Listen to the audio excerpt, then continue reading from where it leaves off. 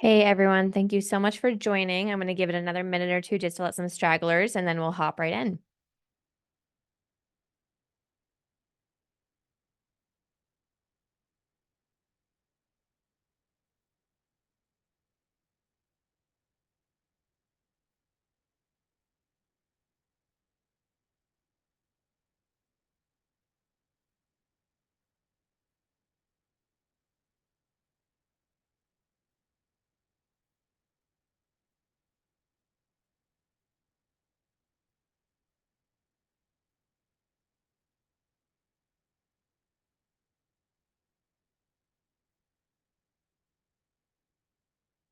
All right, I see some familiar faces on here and there's some familiar names. So thank you to a couple of my clients who are on here, some other good neighbor realtors who are on here, and of course, a lot of new faces. It's exciting to see how many people are showing up.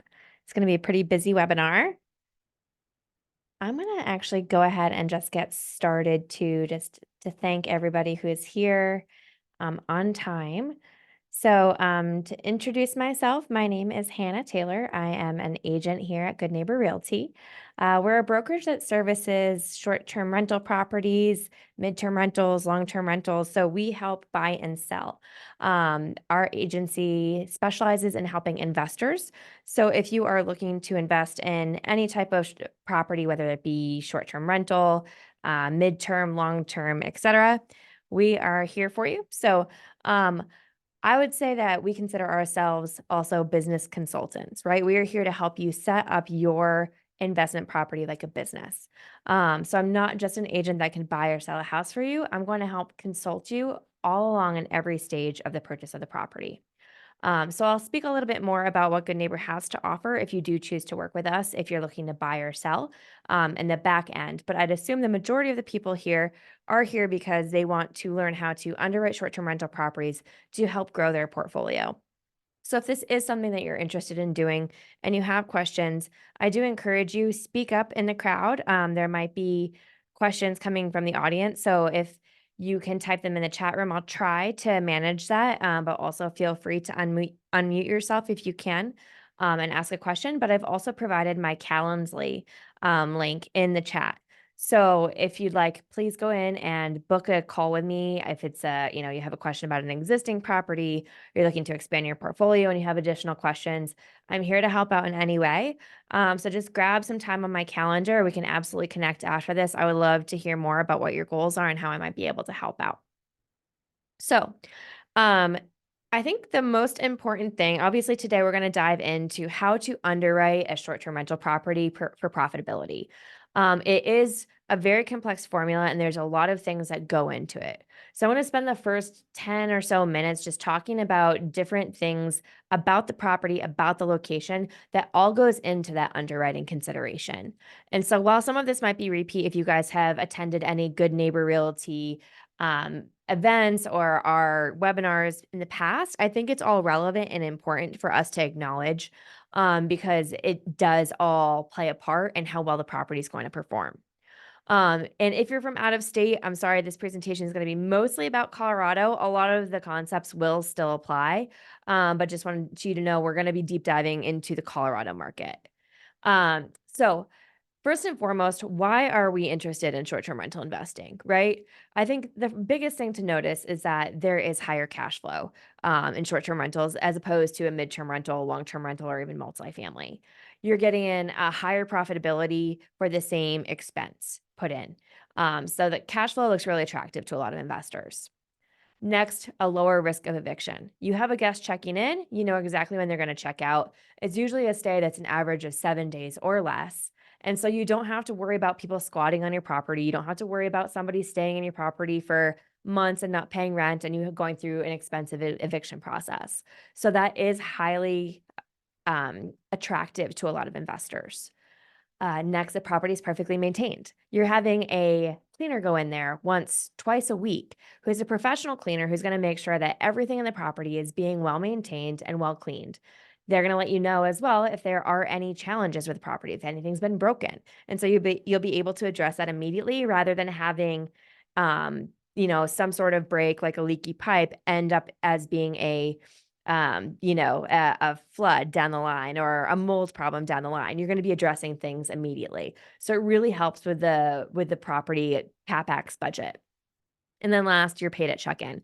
This is my favorite thing about being a short-term rental investor. I love that I could get paid on a Tuesday. I could get paid on a Friday. I might even get a payment as we sit here right now. I have a guest checking in today to my short-term rental. So it's really exciting to see that coming through. It just kind of gives you motivation because you just feel as though you're constantly seeing that flow of money coming through and you're able to um, just be able to reinvest that a lot faster. So when we are looking at a short-term rental property for profitability, what should we be evaluating? Uh, there are a number of things that we tend to look at, right? And I think the first thing that the majority of investors that I speak with mention is that they want to see cash flow. I think cash flow used to be the name of the game when it came to investing, but now I want investors to take a look at the longer term returns. I want people to think, yes, this is a short term rental property. It is not a get rich quick scheme where I'm going to get in and get out in 2 or 3 years and make a fortune.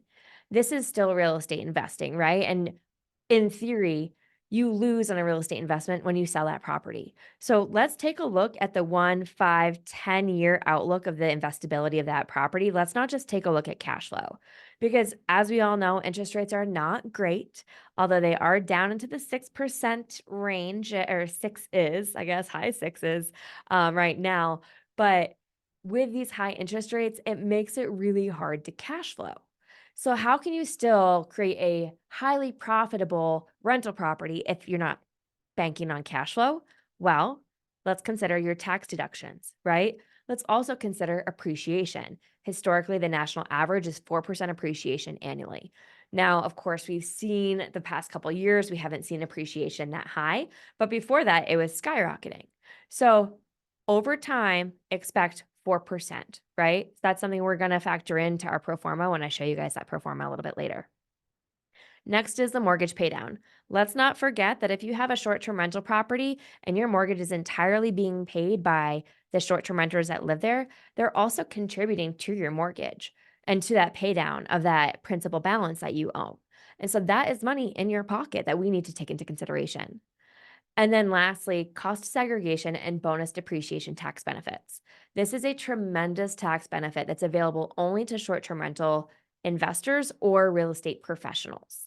Now, cost segregation, if you're not familiar with what this is a larger concept that might take a little bit more time to explain. So I really encourage you to book a call with me after if this is something you want to learn more about. But to give you an example of what it is, this is I guess, pulling forward the depreciation of the property into 1 year so that you can take a large tax deduction up against your W-2 income. And therefore, in year one, you're paying much less taxes on your W-2 job. So you get a large chunk of that money that you've invested back in your pocket. And this is a great way if you're looking to create a portfolio quickly or continue to invest in properties, if you take that chunk of money and you reinvest it, it makes sense. It's a great strategy, but there's a lot of nuance to it that I'd love to chat with you more about. So definitely follow up with me for more information on what that is. Okay, so what characteristics should you pay attention to when you're shopping for a short-term rental property? First, the biggest thing is location. Legislation is the number one thing that's going to determine where you can and you can't invest in a short-term rental property. And legislation could be by county, it could be by city, it could be by town, it could be by HOA. And so that's all stuff that you need to look into when you're underwriting this property. If you use a good neighbor realtor or myself as your agent, we understand the ins and outs of the state of Colorado, so we can direct you to where you can and where you can't short-term rent. And that's very important. It's also important to understand what legislation might potentially change because if you're looking at a 10-year outlook for this property, but legislation changes in 5 to 6 years, we want to make sure that we're factoring in for that and we're giving you an exit strategy that still ends up being a good profitability for you. Next is demand and competition. So if there's a lot of competition in an area but not a lot of demand, we might not want to invest there, right? Like that's real estate 101. So we're going to need to be looking at how is demand in this area. What is the competition? And even if it is a highly competitive area, are we buying a property that we think could be a top performer? And those are some characteristics I'll educate you on what makes a top performing property and why do we want to buy those properties. Because you could buy in a highly competitive area, but if you're able to beat out the competition, then you're fine. Next are those property features. So this is part of that, what I was alluding to here is what does the property have that is highly desirable for the guest that's booking your property. So these are things that need to stand out on the Airbnb platform because we've all booked Airbnbs or VRBOs or booking.com. And we know we get a long laundry list of potential places that we could book. And it's not often up to the lowest price. Sometimes it's, I see a property that is designed for a girls' weekend, and I'm going on a girls' weekend in Austin, and that property looks like it fits exactly my needs from a design perspective. It's got Instagram worthy, signs on the walls, like there's things that people look for, right? Or it could be a family that's traveling and they want to make sure that it's a kid-friendly place where maybe it has a game room, maybe it has a movie room for the whole family to stay inside. So, what features of the property does your avatar, does your guest want? And make sure that that property actually physically has that, right? Sometimes we can't create it. And that could be like mountain views or something. We can't create that. So let's shop for properties that have those property features already. And then operational advantages. What amenities can you add to this property? Can you add a hot tub? Because in Colorado, a hot tub is a huge income driver. And so if you have a property that has a really small backyard and you don't have space for a hot tub, or maybe you're on a hill and it would be really costly to try to figure out where you're going to pour that cement slab and get electrical wires out there, we need to take that into consideration. Or does your property have a second room or uh, a garage that you could turn into a game room or a movie room? And then also, how easy is it to acquire a good team? That's really important as well. As we look into the Colorado mountain towns, oftentimes we have to consider that the help that we need, those handymen, those cleaners, they might not be completely at the ready as much as we would see in the metropolitan area. It might be harder to secure really good help. Additionally, you might have a really big snow day where just no one can get to your property and clean it, and you have a guest checking in. So, those are things we have to consider and we work through, and other Airbnb owners work through this all the time. So, it's not a crisis, it's just something we have to be proactive about and prevent in some way. And so those are things that we have to consider when we're shopping for a property. So where can you invest in short-term rentals from a legislation standpoint? I could do a whole presentation on this, but I'm going to keep it pretty high level today. These are the areas that are within, I would say, probably a 2-hour range of the Denver airport. You can invest in other areas of Colorado. I can give you legislation information for Ouray or for Steamboat or for Leadville or, Aspen, whatever you guys want to know, reach out to me. We can chat. But from a Denver metro, 2 hours within the metropolitan area, this is what we're looking at. So from a mountain standpoint, we do have a number of counties. And then near Denver Metro, we want to avoid Denver City. We want to avoid Denver County. But there are some ancillary markets where we see a lot of really great return. And a lot of people say to me, like, if I'm coming to Denver, why would I want to stay in Arvada? The reality here is that in Arvada, that's where you're going to get the houses that have a big backyard. And maybe in that yard, you have a fire pit and a hot tub. Or those homes are 5 or 6 bedrooms and you can sleep 12, 13, 14, maybe even 16 people. And so these properties actually do tend to do very well. Same as a lot of these mountain communities around Denver. However, I will say that each one of these mountain communities is very nuanced with their legislation. And so you can't just blindly go into Park County thinking, oh, I'm going to buy a 3-bedroom house and stick 12 people in it and I'm going to be a top performer. It doesn't work that way.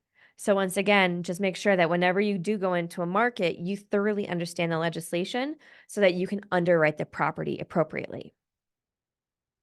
So, what are some features that do make a great short-term rental that help boost that income? In a metro area, it's heads and beds. We want to make sure we can sleep as many people as we can in a house. That doesn't mean overcrowd the house with twin size bunk beds in every single room and make it completely unmanageable. We want it to be comfortable. And so I really like 5 or 6 bedroom houses in the metro area. As you can imagine, 6 bedroom is really hard to find. And if you get into a 6 or 7 bedroom house, you're probably in that luxury sector. So you're going to do really well because there's very few luxury style properties in the Denver metro area. So we really like those, but those do come at a higher price point. If you're at kind of a more beginner price point, we might be looking at a 4 bedroom or a 5 bedroom. And we're going to have to kind of adjust our projections based on that. Gathering spaces. Families want to know, is there a place for us to just hang out rather than having to spend money going into town and being out and about? Can we just have a barbecue in the backyard one day? And so you want to show them that they have the ability to do that. You want to give them maybe multiple living areas. Maybe you want to give them a backyard, big patio set and really make that look special.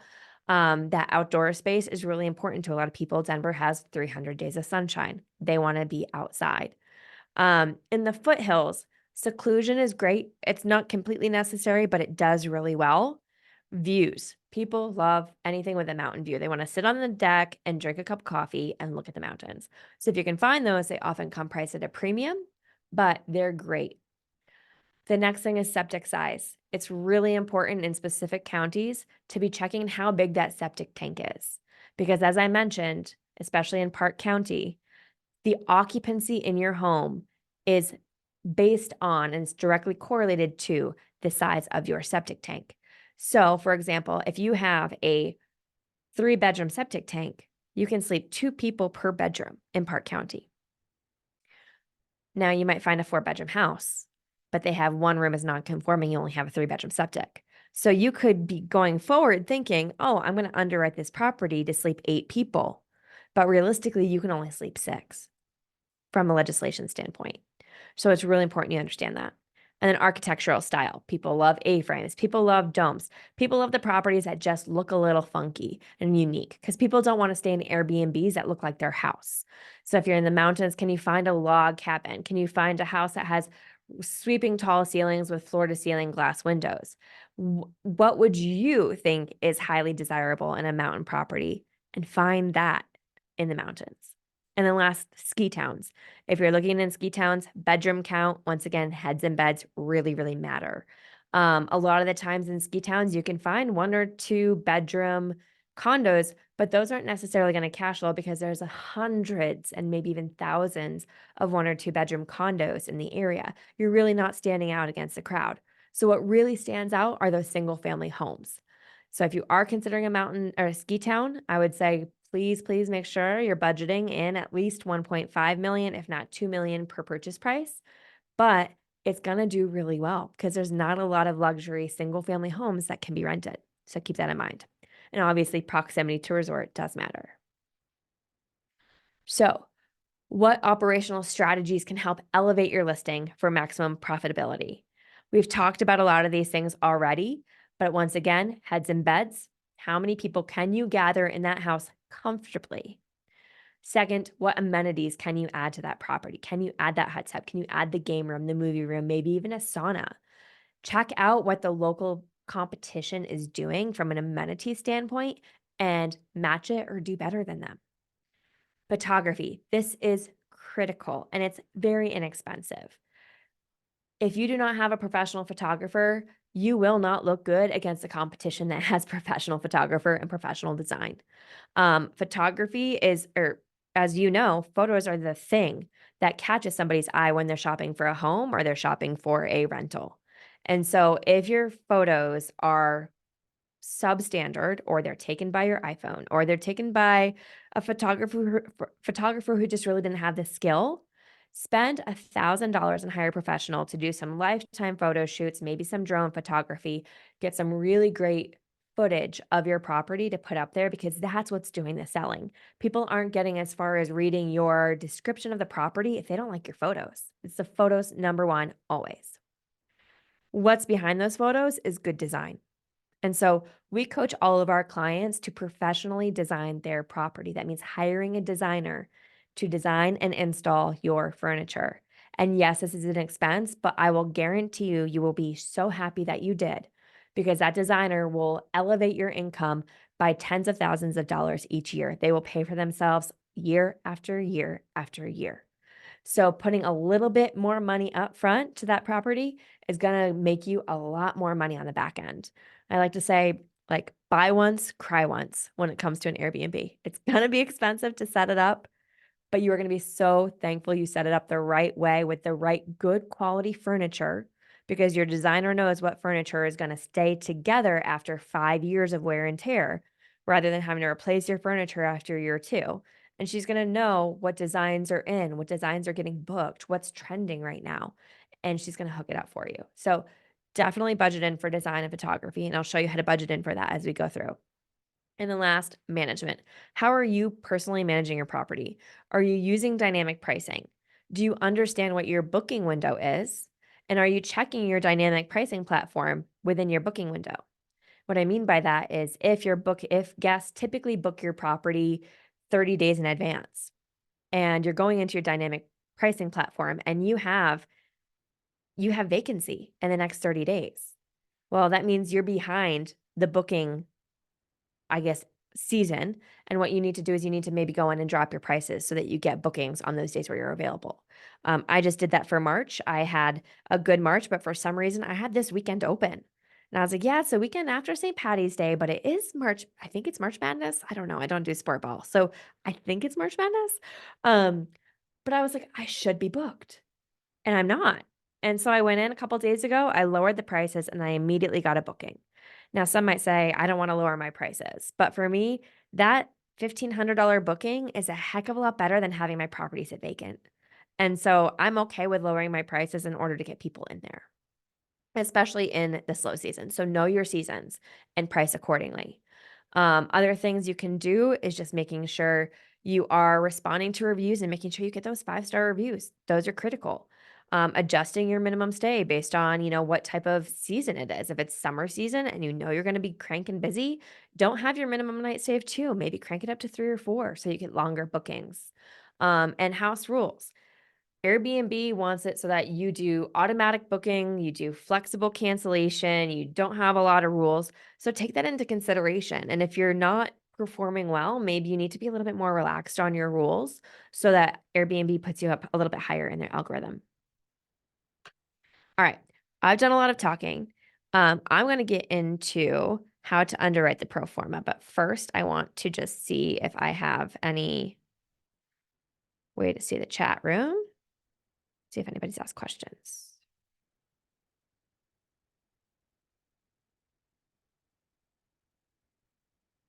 I have no idea. Sorry, guys.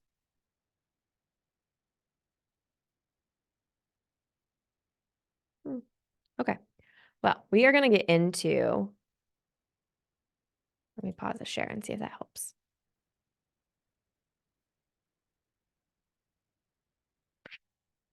Painful. One chat. Let's see. Do you use automated platforms or software for dynamic pricing? Yes, I use, thank you. Hi, Kaylin, how are you? I use Price Labs. So I think that Price Labs, I think that Price Labs actually does a better job with a dynamic pricing than Airbnb. First of all, and Price Labs will serve both VRBO, Airbnb, Booking.com. But I think that their goal is not necessarily to get your property booked at the lowest price like Airbnb's is. Their goal is to get your property booked at an appropriate price. And then if you want to go in and book, lower the price to get a booking, you can. So that's why I like it, because typically they set my prices high and I can manually go in and manipulate them and lower them to get the right amount of bookings that I want. I find that Airbnb, what they do is they just put your prices low and then you're just leaving money on the table. So I think Price Labs is maybe $20 a month, but definitely worth the investment because I think it pays for itself over and over. Any other questions from the crowd before I jump into the pro forma? No? Okay, cool. Let me get back into the screen sharing then.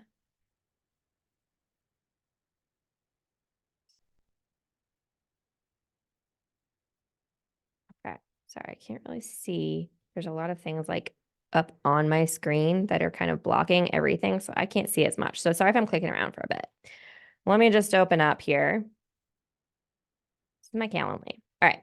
This is a property that I would like to run with you guys. We'll run the numbers together. This property is in Arvada. It is a 5-bed, 4-bath, and it's about 2,600, 2,700 square feet. It's been newly remodeled. So the price point is at a premium, I would say. It is a higher price point, but it is in a very nice neighborhood. It's in the Scenic Heights neighborhood of Arvada, where the price points are typically, I would say, like 900 plus. And so I like that it's not the priciest house in the neighborhood. I like that it's very close to the Old Town Arvada Center, which is also um, its own uh, sorry, I saw the comment or the chat and I got a little distracted. I'm like terrible at managing the chat and this at the same time. Sorry, guys. But it's it's very close to Old Town Nevada, which is its own little community that has, events and things going on. And so, my gosh, it says, here we go.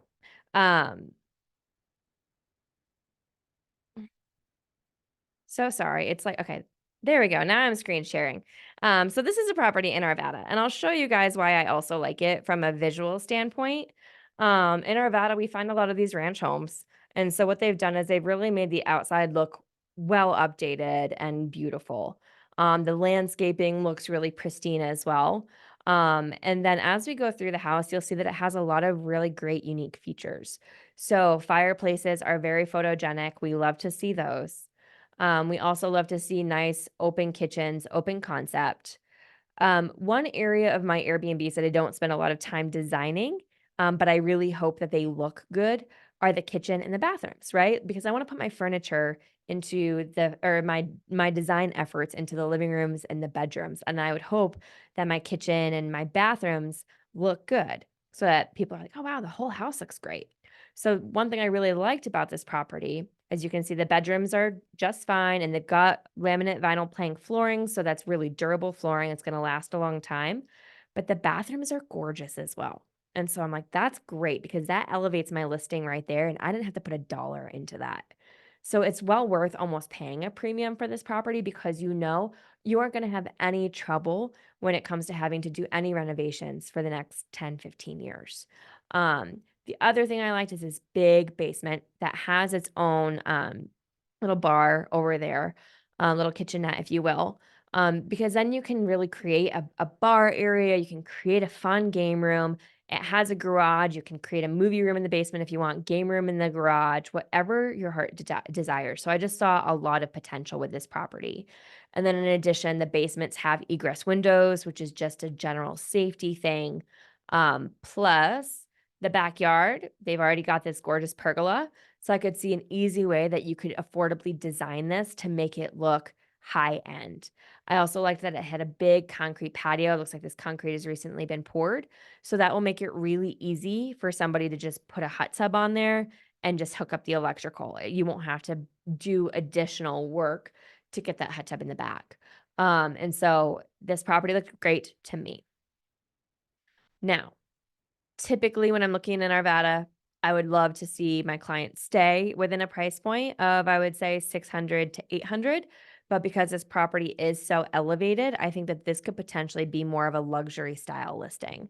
And again, as I mentioned before, there aren't a lot of luxury style listings that are, in this area. So let's take a look at how I underwrote this property.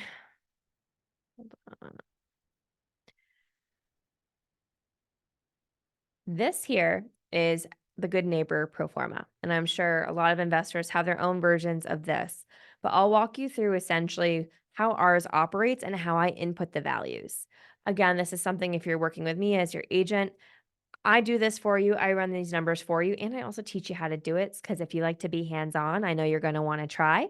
And so what I do is I like to look first at this cash flow summary. This, of course, is where we're going to see how much money am I going to make from a cash flow perspective exclusively in 1 month and 1 year. Now, right now, I don't have the inputs here for how much this property costs. So keep in mind, everything you're seeing is about to change. But I'm going to just explain really quickly what's up here on the top of the screen, and then we'll go down into digging the numbers, and then we'll revert back up. So, passive financial benefits, aside from cash flow, the other things that we talked about, right? We've got principal pay down, appreciation, general tax savings, the bonus depreciation tax savings. And so we're calculating all of that to spit out a total financial benefit for year one.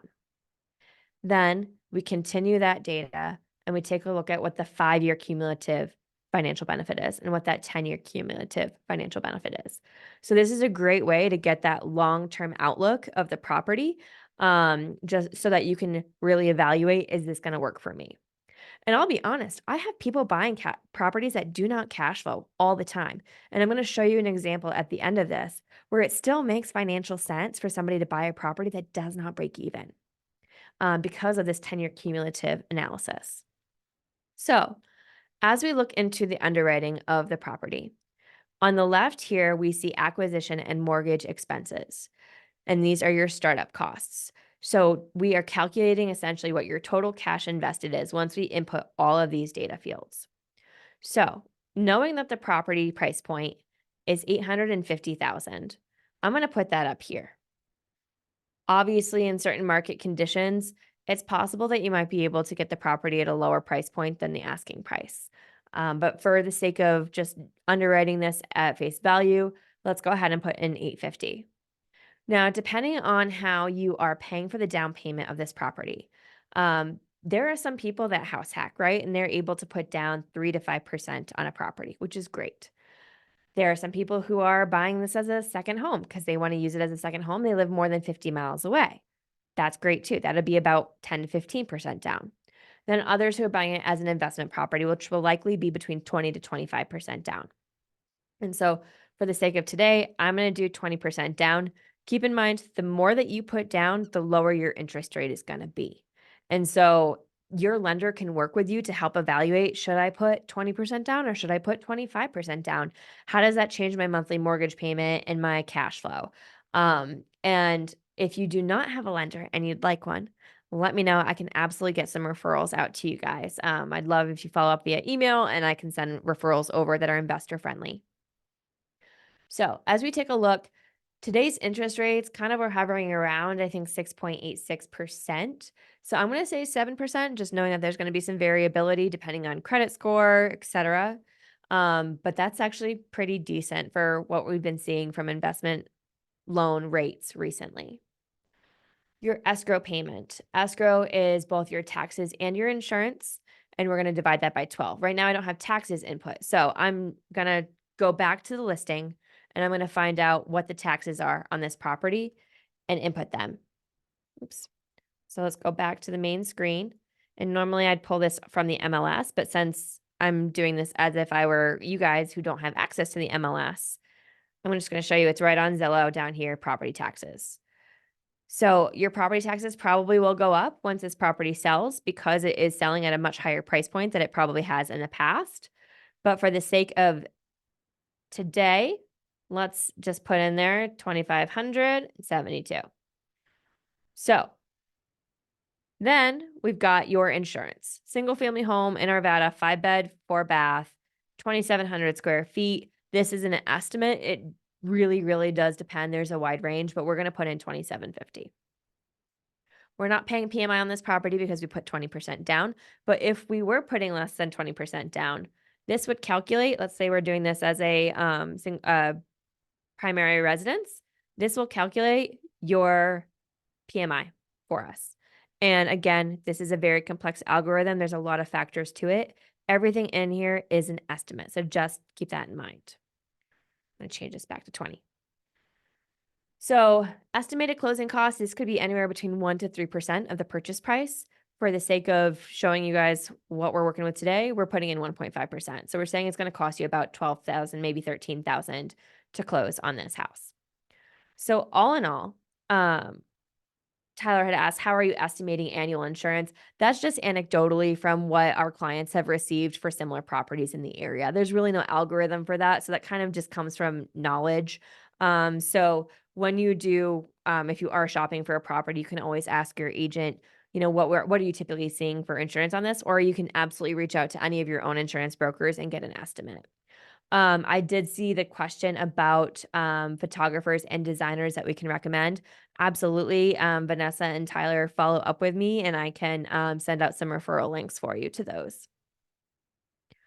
All right. So as we keep going, now we're taking a look. We've got estimated closing costs at about $13,000. So all in all, this also calculates your annual principal, interest, taxes, and insurance payments. That's your principal, interest, taxes, and insurance payments, so your mortgage payment each month is going to be just a little under 5,000. So from an annual perspective, you're paying just about $60,000 out the door to your mortgage payment. Now, let's take a look at what other startup costs we're going to have to factor in. So, as I mentioned, furnishing and design is critical in order to be a top performer. So, what we're going to want to do is we're going to want to hire that professional designer, and they're going to tell you that your cost is basically based on your square footage. But as a general rule of thumb, Good Neighbor says, let's estimate about $10,000 per bedroom.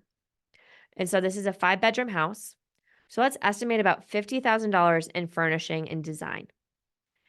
However, your designer is going to have her own fee for designing the house. And then there's going to be furniture install fees because she's got to pay a whole team to get into that house, hang up your wallpaper, paint your walls, paint your murals, change your light fixtures, assemble all your furniture, unpack your dishes, get everything organized for you in a matter of 4 to 6 weeks because you guys want to go on the market as fast as possible so you can start making money. And your designer can do that for you. Now, if you're someone like me who loves to DIY stuff and you think, oh, my partner and I can do this on our own. We don't need to pay that additional $11,000. I will tell you, save it. Go use a designer because, because you are going to spend the next 6 to 8 weeks, the two of you, on your hands and knees in this property every waking hour that you have. And you probably are not going to be able to do your real time job. And it's going to be so distracting to your life. So just pay the money to get it done. Time is money, and that you will be launched and you will be launched professionally in a fantastic way, and you will make all that money right back. The last thing I have budgeted in here is amenities. I really want to see a hot tub at least. Um, if you really, really hate hot tubs, what can you do that, could be something comparable? Could you do a sauna cold plunge? Could you do a big projector movie theater room with some movie theater seats and a popcorn machine? Um, think about that, but keep in mind your decisions on the design of this property should be driven by looking at the competition and see how the competition is doing it. And so if every single one of the top 10 properties in Arvada has a hot tub, you probably should have a hot tub. So just letting you know, we can connect you with somebody, a hot tub vendor, we can connect you with a handyman. We can connect you with any service provider that you need for this property, but we just want to make sure you're doing it right up front because we want you to have a really, really successful time so that you come back and you build your portfolio the next year and the next year. So total cash invested, this is going to be your down payment, your closing costs, and all of those startup costs, including furnishing and design. So we're looking at about $253,000 to invest in this property. I know that's a lot. I have a lot of investors coming to me say, I have $100,000. What can I do? And we can still make something work. Absolutely. I'm just showing you this more luxury style property because I do think this is where I want my investors to eventually strive, right? This would be something that would be more of a grand slam type of property, but it's okay to start with a base hit. And it's okay to start with something that's much less investment startup costs and much less expense. So again, if you have questions on like, what is the minimum I need, to invest in something, let's chat, reach out. All right. So those are all the expenses that you have for your startup. Now let's take a look at what those monthly expenses are. Now that you've got the property set up, ready to go, what are you paying on a monthly basis that you have to take out of your cash flow? Obviously, we have utility costs, right? So property management is the first one on here. A lot of people say like, I don't want to do this. I don't want to manage on my own. To each their own, I'll say. However, if you want to take advantage of cost segregation, that big tax benefit, you need to manage the property on your own for at least 50% of the year that you own it. And you need to prove that you were the primary person that put the most time into that property. And so it's worth it because you're going to get paid splendidly for the work that you put in. Second, a property management company is probably going to take about 20% of your profits. The margin right now is pretty small on short term rental properties. So if you're giving away 20%, that's in the metro area. In the mountains, it might be 30 to 40. You're probably giving away all of your profitability. Third, there are ways you can automate your short-term rental property so you spend maybe 1 to 2 hours on it a week. And that's what I do right now. And it's not a blocked off, I'm doing 1 to 2 hours on Monday. It might be like a text message here or there at check in or check out, or, a remote control needs a new battery or something. That stuff is just like text messaging to me. It doesn't really impact my day. Maybe it accumulates to about an hour or so, but it really doesn't impact me that much. So I say if you can start off without using a property manager, you would never buy a restaurant and just immediately hire a general manager and never step foot in that restaurant. So why would you do the same with your short-term rental business?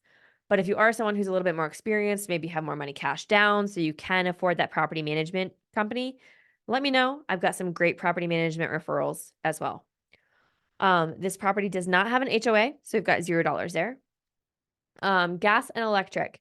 I would say probably for a 2,600, 2,700 square foot house, you're going to average about $300 a month. That is if you have a Nest thermostat or something where you can control that thermostat a little bit better than the guests can.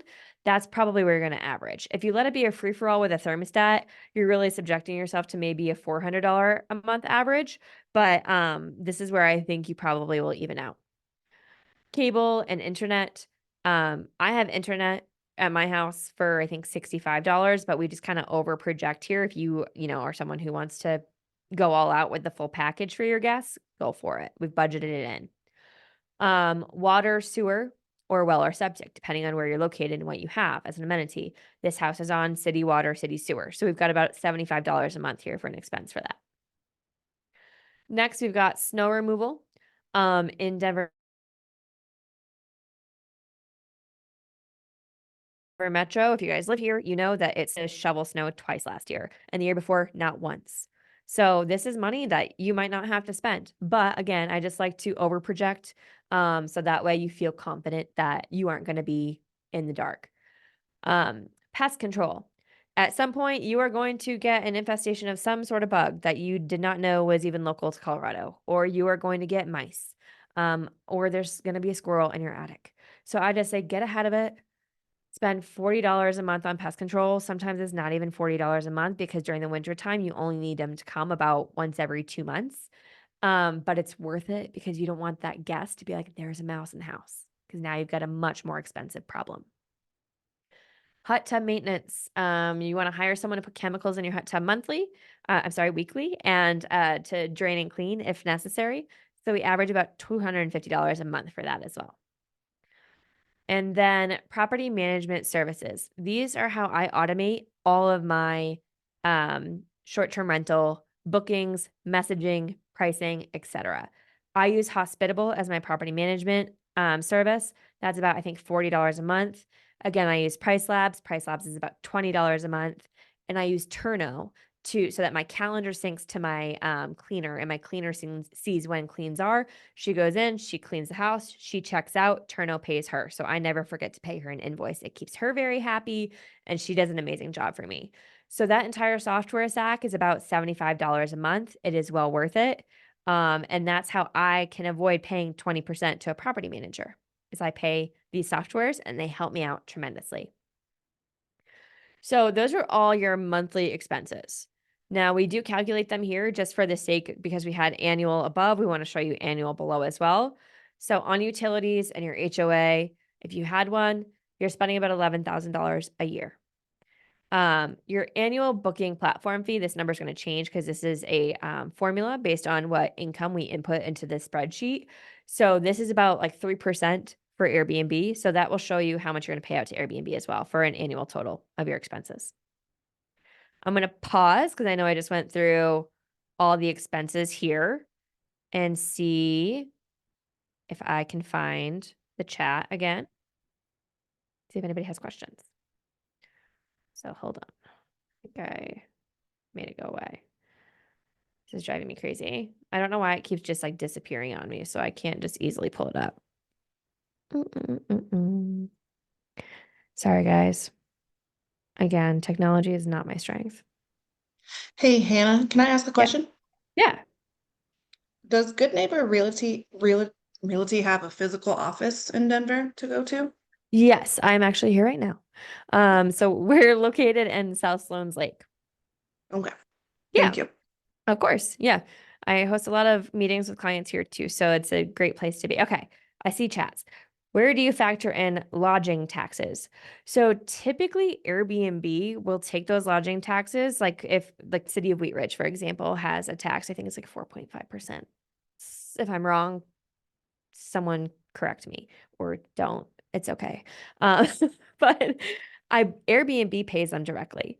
And so that comes out of essentially the payout that you receive.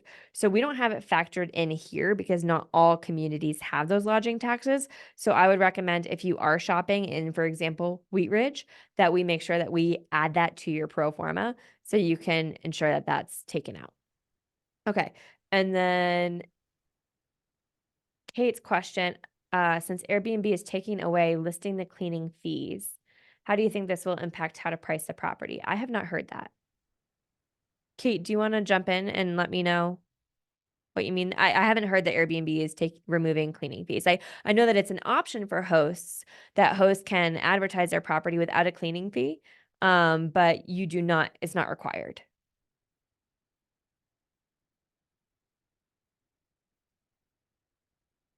Trying to unmute. Maybe I can unmute you. Okay, I got it. Oh, Can you hear me? fabulous. Okay. Hi. No, I was looking, I was doing some research because I couldn't see cleaning fees all of a sudden on Airbnb. And I was doing some research and reading, and I guess they are moving in that direction of it being completely off eventually. So that's not where they're at yet. Now it's an option, but eventually it'll be gone completely, apparently. So I was Hmm. just wondering like how that would impact how you're going to be pricing, right? Because your guests aren't now Yeah. thinking about that anymore. I mean, if that's the case, I might just factor that into my nightly rate, right? If my cleaning fee is $250, maybe that means I'm adding, if Okay. my average stay is 4 nights, or let's say for simple math, let's say my average stay is 5 nights, maybe I add $50 a night to my property. Right. And I'd assume everybody else would do the same, so that wouldn't impact my bookings that much. But again, yeah, I didn't know that they were making that a mandate. So, I'll keep my tabs on that, but thank you for bringing that up. Yeah, yeah. I don't think it's happened yet, but yeah, good to Yeah, think about. Thank you. interesting. I'll research that. Thank you so much. And then Tyler asks, is there a Turno equivalent for handyman, for more seamless integration?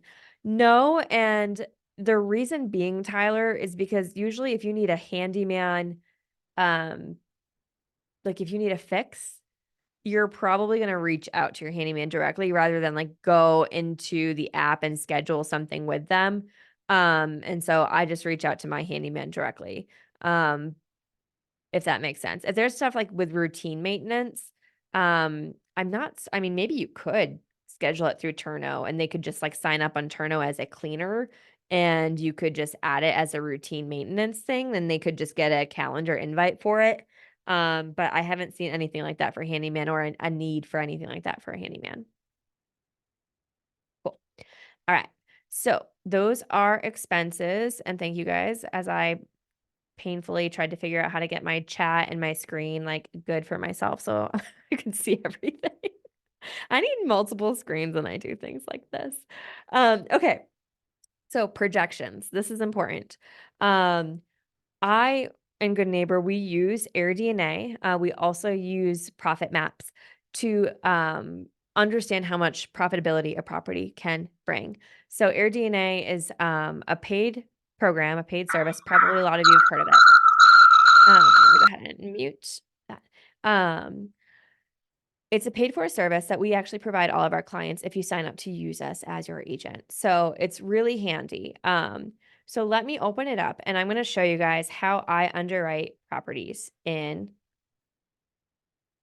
AirDNA, using AirDNA. I'm going to bring you right to the main screen though, so that way we start from scratch. It's a little bit slow over platform, so just bear with me here.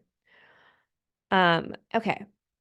So this is the main screen of AirDNA. And again, it's going to show you just a lot of different short-term rental markets here. But we know that we're analyzing a property in Arvada, Colorado. So there are two ways that you can analyze a property. One is the lazy man's way, which does not work.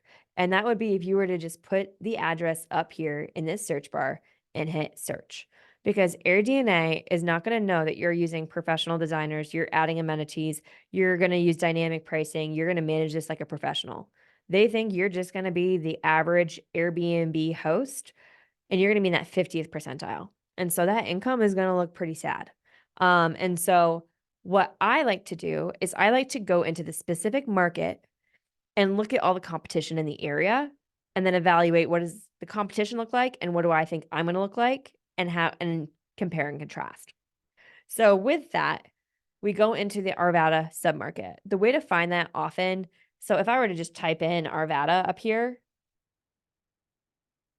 oh, it came up today. It didn't come up for me before. Maybe it's because I recently searched it, but before it did not pop up. So I had to go in and use the property's zip code 80004. And then often it comes up as a submarket. So we've got it here as a submarket. And then Gautam, I'm seeing your messages. If you don't mind, why don't you book a call with me and we can chat about a lot of that because we've covered a lot of that already on the call. But my Calendly link, I'll put it in the chat again. And then that way everybody can take a look and book a call with any follow-up questions that I haven't answered just yet. Okay, so there's the Calendly link. Okay. So Old Town or Arvada, not Old Town just yet. We are looking at the market and actually I've got some filters on. So let me turn these off because I want to give you guys a full picture of what we're dealing with here.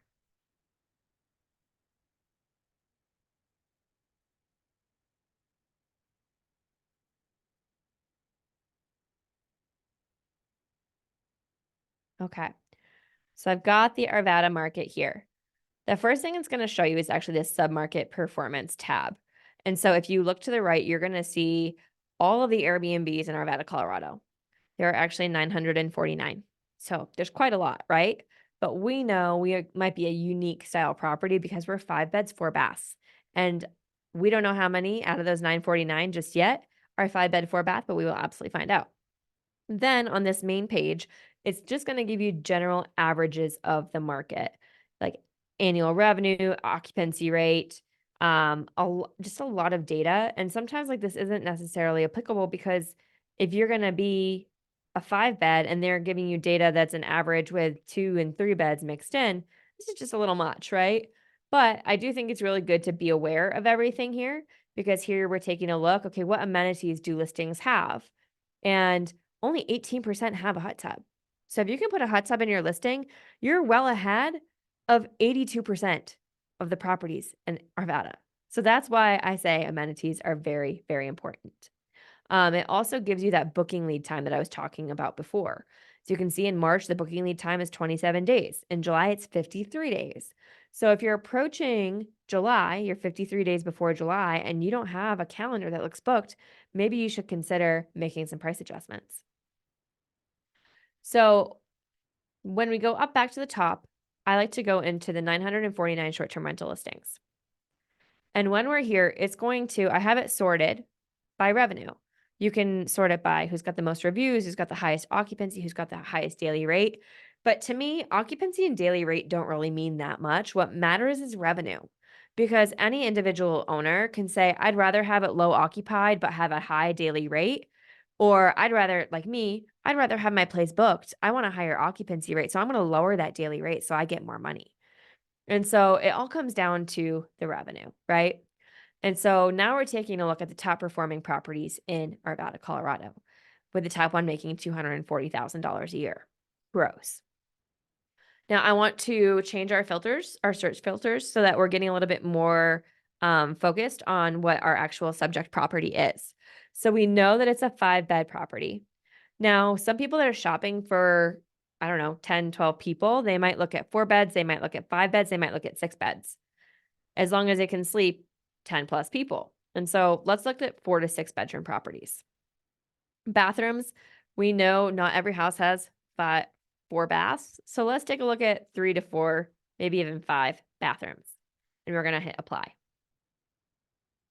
That brings us down to 164 listings.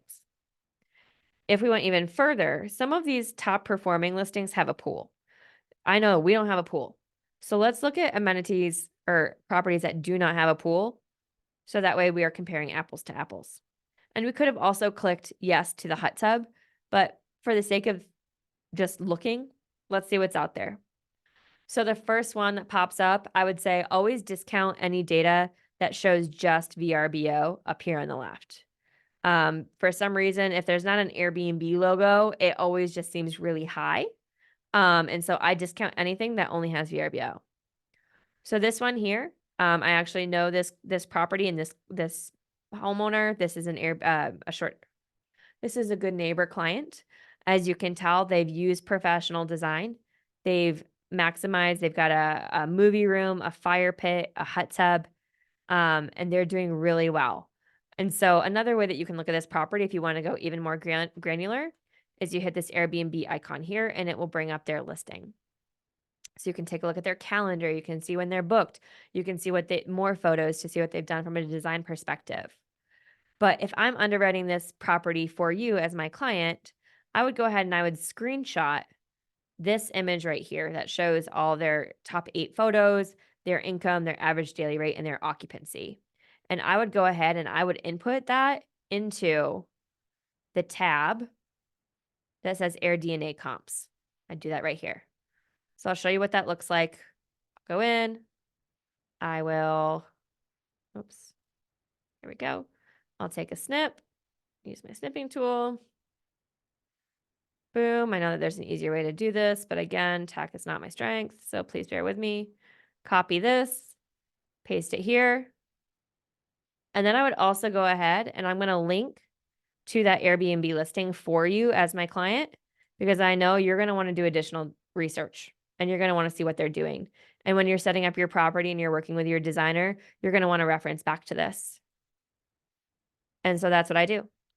So this property is making $151K annual revenue. Let's keep going.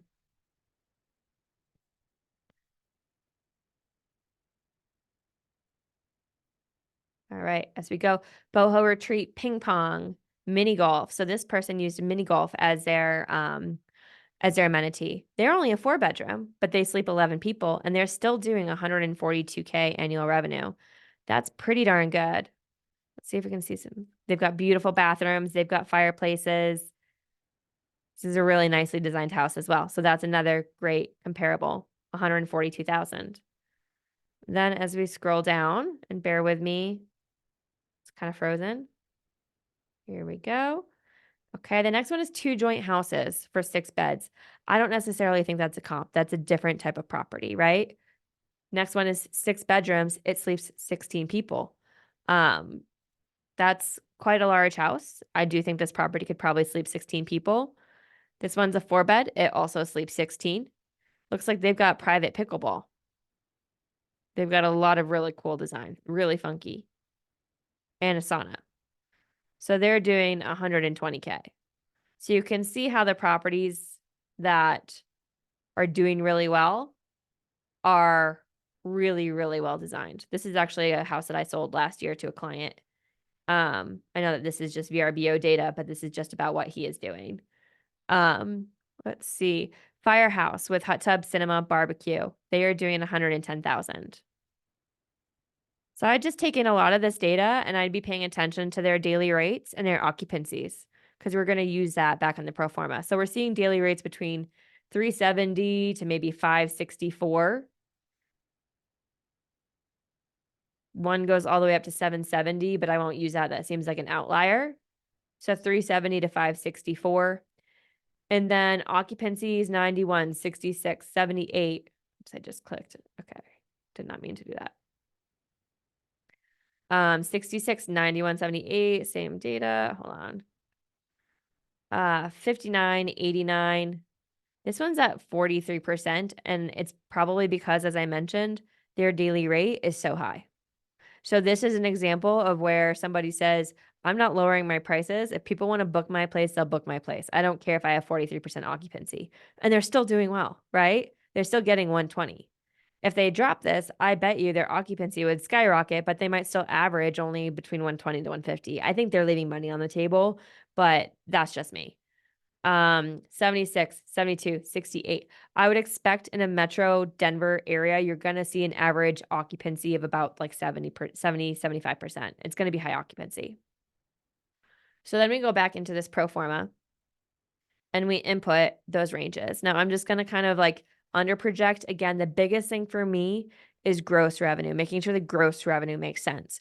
So I tend to kind of play around a little bit with the monthly rates, and I tend to actually go lower because I want to make sure that this annual gross revenue with cleaning, because Airbnb reports data with cleaning fees, equates to some of those comps that we were seeing. And we were seeing comps that were doing between 110 to 140. So let's say 300 to 500. Let's just see what this gives us. If our average daily rate is 300 to 500, which we know is doable because we just saw comps that were doing much higher than that, and our occupancy range is between 60 to 80%, we are just in that ballpark. We're looking at 114,000 gross income. And I think that that's absolutely doable. If anything, I think that's pretty low if this property is done right. And so in that case, let's say we want to be a little bit more conservative with our projections. Let's bring this down a bit just to be conservative because I do think that that's fair. Now we're looking at 106, 107. And I think, again, that's 100% doable. The other thing that factors in are cleaning fees, right? Cleaning fee is a pass-through income. So this is something that we take in and we pay out. We calculate it here because we want to compare apples to apples. We want to show what that gross revenue with cleaning is. But as we calculate your cash flow, we calculate it based on your gross revenue without cleaning because it is a pass-through. So just keep that in mind. But it is factored into like your taxes and your expenses and everything like that. So with this property making about 106, 107, as you can see, the Airbnb fees have gone up, right? We're going to pay them about $3,200 to use their booking fee. But now we have calculated what our cash flow is. So now we're looking at about $1,700 in cash flow a month for an annual cash flow of about almost $21,000. Now, cash on cash return, we do factor in your mortgage payment here. A lot of people don't, so cash on cash might look a little lower, but we're looking at 8.25%, which isn't bad. But as we keep going, right, we also have down here appreciation estimated at 4% annually, which gives us about $34,000 that we need to take into consideration as earnings for the year. Then if we do that bonus depreciation cost segregation, we are looking at about $37,000 in tax savings in the year, depending on your tax bracket. And again, I can chat with you guys about that offline. I don't want to take too much time. But this is a huge tax savings. I see a question, and it's a very valid question from Melissa. She said, I thought Arvada limits the number of days you can short-term rent, which I believe ends up being around 65% occupancy per year. If you're factoring over that percentage, does that mean you're counting on midterm rental to get a higher occupancy range?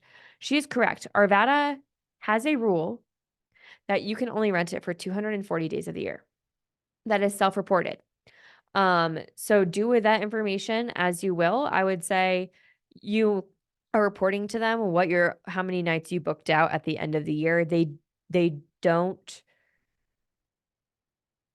mandate it as much as other jurisdictions do.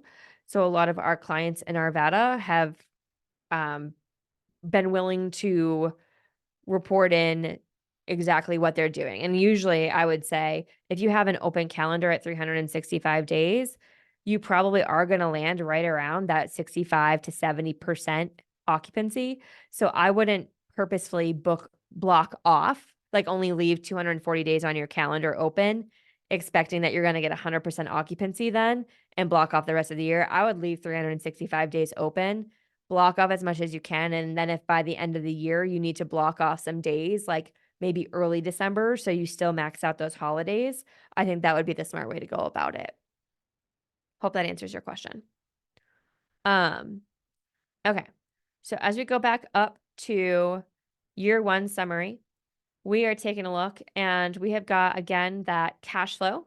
So that we are factoring in that cumulative cash flow that's on D8 and E8. Now we also have about $7,000 in principal pay down. We've got 34 grand in appreciation. And then general tax savings. This is like your writing off your taxes and insurance, your utilities, your startup costs, all that furnishing, your supplies, your property management softwares, all of those general savings amounts to about $51,000 of a write-off. Then we've got the bonus depreciation write-off. That number is actually over here. You're going to write off probably $115,000 to your W-2 income. So cumulatively, for your tax savings, your total write-off is about $160,000. You're saving $36K tax benefit from your bonus depreciation alone. When you factor everything through, all of these tax savings, the appreciation, the principal pay down, et cetera, we're looking at a total financial benefit in year one of $150,000. So that's much higher of a cash on cash return, if you will, right? That's more than a 50% cash on cash return in year one. As we look forward to year 5, again, we do all the same calculations. We only take into consideration bonus depreciation once, right? And to answer some of the more, I guess, informed investors, we do not, if we've pulled forward any depreciation, we've taken that out of future depreciation for years 4 through 5 here. So the calculation is relatively accurate. And so after 5 years, you're looking at a $529,000 return. After 10, $1 million.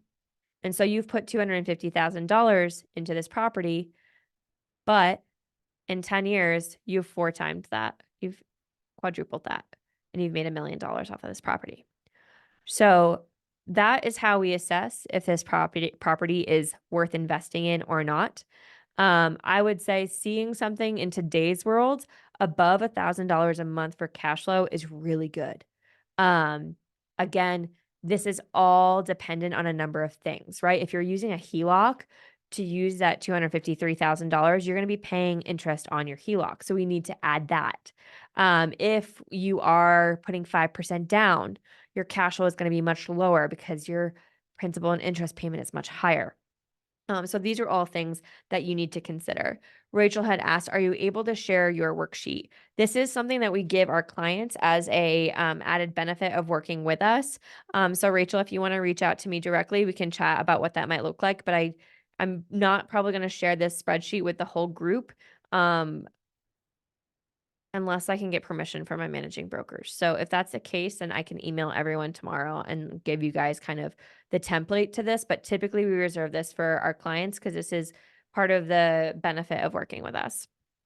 Now I know I'm at over an hour, so I don't want to take too much more time, but I just want to show you guys quickly a pro forma of a property that does not break even or cash flow and why somebody might try to buy it. So a lot of times investors come to me and they say, I want to buy something in the mountains. I want to buy something in Vail. I want to buy something in Breckenridge. And I say, it's not going to break even or cash flow unless you have a purchase price that's above $1 million.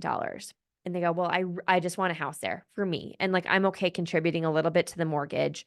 I'm okay, paying a little bit of money if that means that I have a place for my family and I know it's going to appreciate because this is Colorado. So here's an example of one that's on the market in Vail right now. 3941 Bighorn. I thought I had a pro forma pulled up, but I guess I did not. Okay, here we go. So I'm not going to walk through the whole pro forma with you guys. I did this earlier today, but I wanted to just show that there is a negative cash flow here, right? There's a negative almost $3,700 cash flow. And so this client said, if somebody were to say, hey, do you want to pay $3,700 a year to have a place in Vail that my whole family can stay for years? And after 10 years, yeah, I've paid $3,700 a year, but I've made $929,000. Does that math for you? And they say yes, right? So it all depends on your particular investing strategy, which is why sometimes if someone comes to me and they're like, well, where's the best place to invest? There's so many factors that go into it. So thank you guys for coming to my long-winded TED talk about all of the various things that we have to consider when we're analyzing a property. But at the end of the day, it comes down to you, right? What property do you yourself fall in love with? What property do you see a vision for that you could really maximize the return? And what are you willing to do in order to be that top performer? Or are you okay not being a top performer as long as the property makes sense for you and your family and it meets your long-term goals? Um, I don't have that much else to share. I think this is important. This is what Good Neighbor again provides. If you work with us as your client, we'll give you that Where to Buy in Colorado guide. We'll give you access to AirDNA. We'll give you that the access to that pro forma.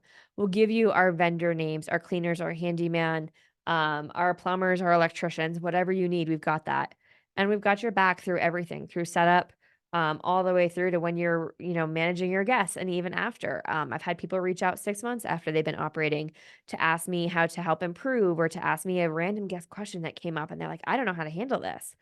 So I really do consider us a business consultant. And I want you guys to use us like that because I want to help you grow and establish your portfolio so that it is exactly what you're looking for and it's highly profitable for you. We do also provide all of our clients a course. This is a course that we all created. It's about 70 modules, and this course teaches you everything you need to know about short-term rentals. This course is $500 if you'd like to purchase it on your own using the code Hannah. I think that's what it is. But if you purchase a home with us, we also give this to you for free. So I know I put um,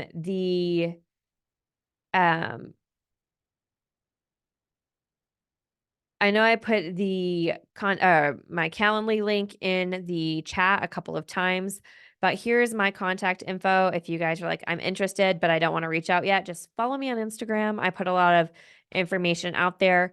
You can also send me a text if that QR code isn't working or there's not a time on there that you can schedule a call, but you want to reach out. I'm available via text or email. But would love to hear from you guys. I will pause to see if there are any last questions. Feel free to either unmute yourself or put it in the chat box because I can see it now. It only took me an hour and 12 minutes. Yeah. Hey, Hannah, it's Isaac. Hi. What when you're underwriting properties or, clients, you obviously you have this range of like conservative and liberal projections. What do you think is like the biggest or most common mistake people make, like either picking or underwriting, or and maybe it's a loaded question because there's so many, different things, but because there can Yeah. be information overload. Like, where do I even start? How do I underwrite this? Yeah. I think everybody needs to have their goal of where they want to begin, but at least when you underwrite it, like, what do you see the biggest mistake people make? That's a great question. Because usually I'm helping them underwrite, and once you do a few of these, it's like easy Just breezy. So mhm, there's really like I don't know if I've had any clients really come back to me and say, "Hey, we were totally wrong in that pro forma." mhm, The only thing I would say is being really realistic about what you tell me you're gonna do from a design and amenity perspective, and I know I'm hammering this, like, yeah, home, but I've had clients say, "Yes, I'm going all out with design," and then they DIY, and then they mhm, come back and they go, "We're not performing the way that we should." yeah, And I'm like, you could have spent $30 on design or 30,000 or you could have spent 60,000, right? You spent 30,000 up front. Now you have to go back and spend another 30,000 and you've lost money in the meantime because you aren't making the income that you should be making. So I think like it's not even an underwriting thing, it's just an execution thing that I see that people go wrong with a lot of the times. yeah. And like as far as these projections from AirDNA, it seems like we put a lot of faith in it. And do you feel like it's like, take it with a grain of salt, or these things are pretty accurate? I know you went through Yeah. a little bit of the. No, I think that's a great question, and it's such a valid question. Yeah. One, we do also use profit maps, which is another data source, and they Mhm. try to use data that's for properties that are only like more than a year old, have more than a certain number of reviews, are on both Airbnb and VRBO. So they really extrapolate a lot of data, and they extrapolate a lot of like eliminate a lot of bad data. Also, I think just from our community, we have sold over 200 short-term rental properties in Colorado in the last 5 years. So Mhm. anecdotally, every single agent at Good Neighbor Realty has their own investment property. And we often take a look at what our gross income is and what AirDNA says that we're performing at. And sometimes there's a little bit of a variance, but I'll say usually in the metro area, it's Mhm. maybe like a 2 or 3K variance. The largest variance I've seen is actually Chantel, our managing broker's property in Rollinsville, Colorado. Mhm. They're underreporting her income by about $40,000. She's Mm. crushing it. Yeah. Direct booking sites, we aren't going to see income from that either. And so we do say, yeah, let's say that there might be a 5 to 10% variance on these properties. But even so, like I feel very confident in Arvada, Westminster, Wheat Ridge, these areas where there's a substantial number of Yeah. properties that Yeah. data There's is more data in there's these metro yeah, you can areas. pretty much average it and be right on the money. Yeah. I think it's a little bit more risky when we're in neighborhoods or areas where there's not a lot of Airbnbs. Yeah. But I think then you do have the advantage of coming in and being that grand slam property and you're going to get everybody else's booking, but you just Yeah. have to trust that process. Yeah. Okay. Can What I else have I ask a got? quick question? Yeah. This is Gautam here. So, does your company in addition to finding the right property and, kind of walking through the probable returns, does your company help in automation? Once you get into it, you want to auto manage it. Do you guide Yeah. us through the automation process? Because I think to me, as a new investor for short-term rentals, that's the most challenging thing. Like, how do I manage it myself if I wanted to get that tax and full benefit? Yeah, absolutely. So that's actually part of our course that we give all of our clients. We teach you how to set up if you're using Guesty or Hospitable or Price Labs or Turno. We've got modules on all of those, so you can learn all of those softwares and automate the Airbnb yourself. Now, does that course involve like live Q&As too, or is it just like a recorded course? It's a recorded course, but your agent is there for anything, any questions. Got it. Yeah, I definitely think probably 75% of my time is business consulting and then the other 25% is selling the house, right? And we don't charge anything for the additional time and services that we give. We just want to make sure you guys are educated. So definitely lean into us for that. And you do that primarily just in Colorado or other states too? We are just in Colorado. Got it. Thank you. Yeah, of course. Hey Hannah, I have a question. Sure. I joined a little bit late, and so his first question was just if you guys are sharing the recording of this or not.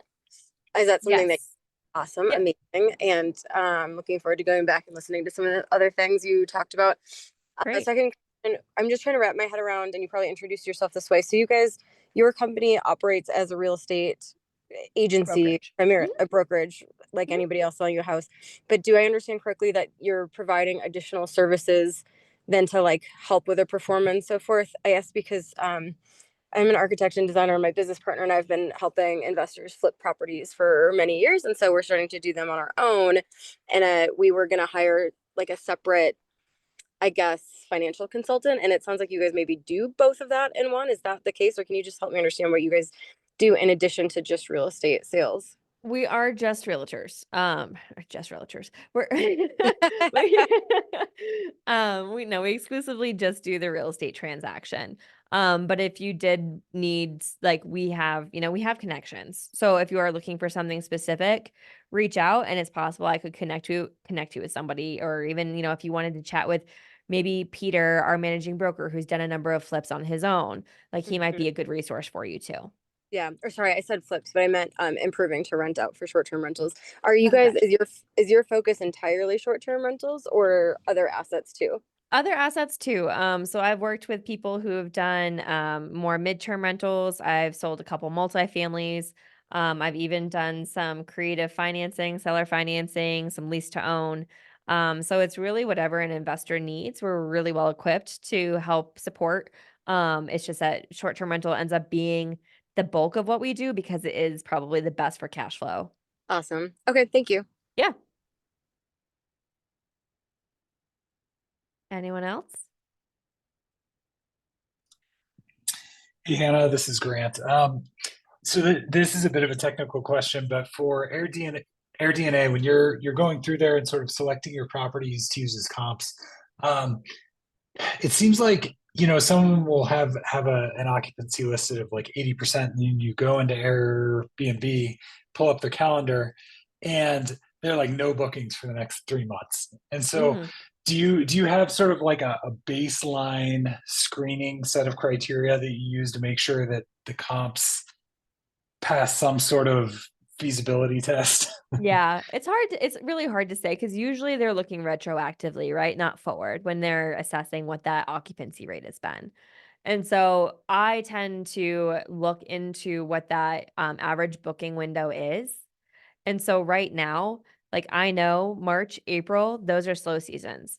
And so if I'm looking at an Airbnb and it doesn't look like they're really booked up in March and April, I'm not that concerned because they're probably going to have 100% or 95% occupancy like June through August. And I'm just not going to see that right now.